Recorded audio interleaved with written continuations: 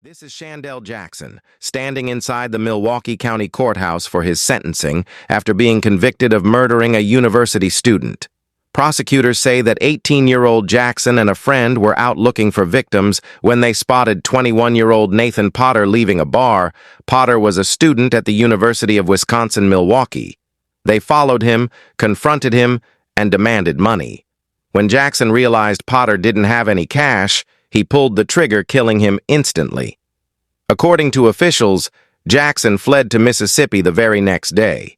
It was his own uncle who tipped off police about his location, leading to his arrest. During the trial, Jackson could be seen making gestures toward the victim's family. And as deputies escorted him from the courtroom, he smiled directly at them. Just moments before sentencing, Jackson's mother addressed the court, saying she learned about the killing for the first time while watching the news on TV. When I saw it on the news, I even cried. I'm like, oh my God, I can't imagine what that mother is going through. I never had a clue that my child had anything to do with it. My son is not a monster. He is not a monster. Jackson now stands before the court and finally apologizes for what he has done. Apologize for my behaviors.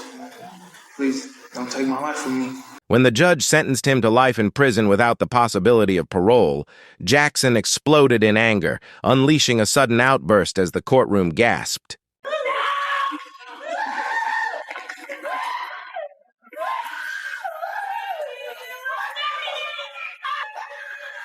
As deputies hold Jackson down, a piercing scream erupts from one of his family members, echoing through the courtroom. While Seandell Jackson serves life in prison without parole, his friend, who acted as the lookout during the murder, pleaded guilty and received a 12-year sentence. At the Pinellas County Justice Center, 19-year-old Jennifer Mee was arrested on first-degree murder charges. This wasn't the first time she gained public attention at 15. She became internationally known as the Hiccup Girl after a rare case of uncontrollable hiccups. Once cured, media interest faded until her recent arrest. Mee allegedly planned a robbery targeting victims she met online. She reportedly recruited her boyfriend, Lamont Newton, and friend Lauren Rafer to assist. They lured a 22-year-old man to a vacant home, where Newton and Rafer robbed and fatally shot him, taking just $50. All three suspects lived together and were arrested within hours. During a jail phone call with her mother, Mee admitted her involvement, and the conversation was recorded.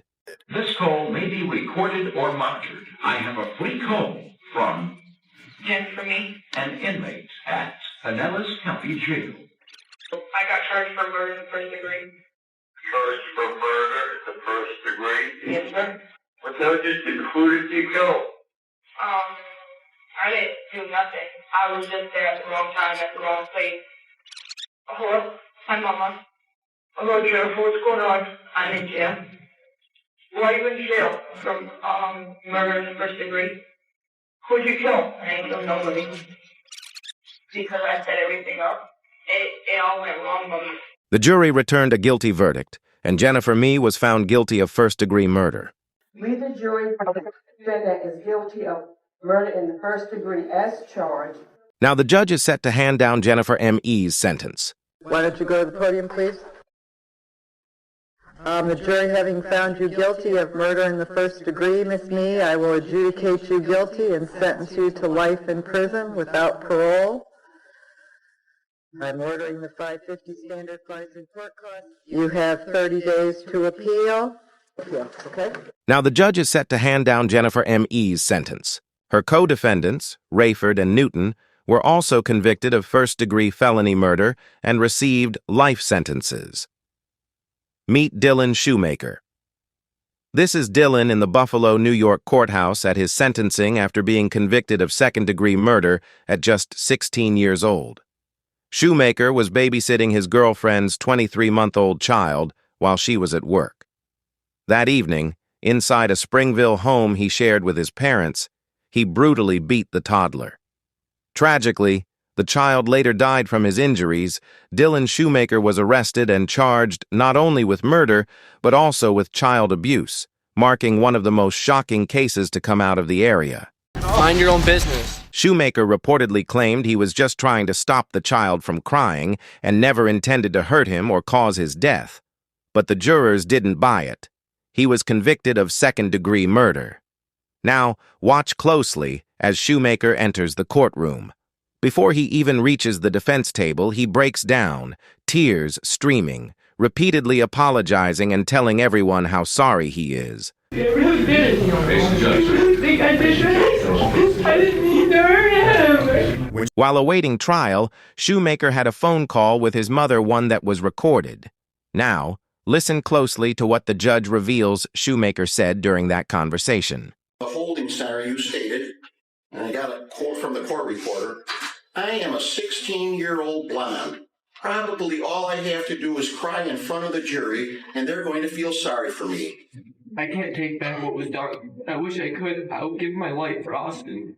Schumaker was ultimately handed the maximum sentence, facing the full weight of the law for his actions. Term of imprisonment, which will have a maximum of life, the court hereby imposes a minimum sentence of 25 years.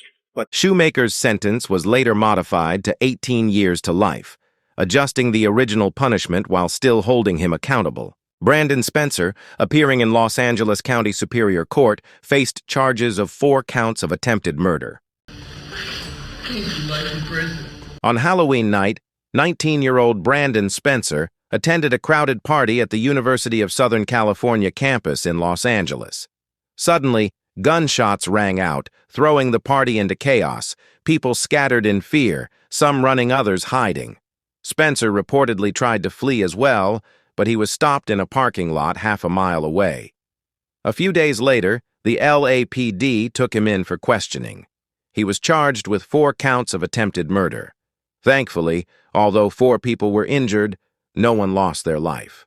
On killing someone, that you're willing to shoot them and at the same time open fire into a crowd.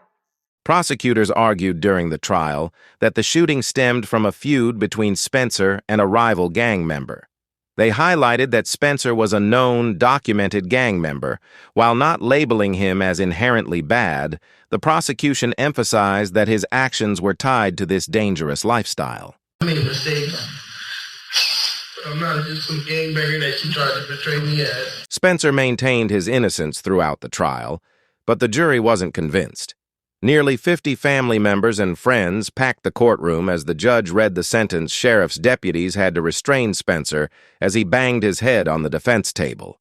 He was reportedly sentenced to 40 years to life for 4 counts of attempted murder. Meanwhile, in Kenosha County, Wisconsin, Martice Fuller stood trial for a horrifying crime. He was accused of killing his ex-girlfriend and attempting to kill her mother. According to reports, the 15-year-old broke into his ex-girlfriend's house armed with a handgun. She was shot and killed while listening to music in her bedroom. Her mother, hearing the gunshots, rushed out and was shot twice, but survived and later identified Fuller to police. Fuller pleaded not guilty, but the jury disagreed.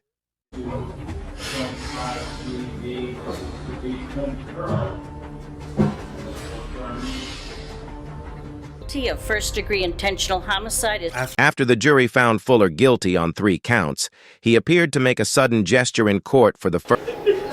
The judge is set to deliver Fuller's sentence, deciding the consequences for the crimes he was found guilty of. That he asked that I read on his behalf. Okay. Martice writes, I wanted to write this giving my sincerest apologies to this family I once shared time and love with. Truthfully, I am sorry about the pain you've all suffered through, but more importantly, the loss of my ex-girlfriend Kaylee, that I loved too.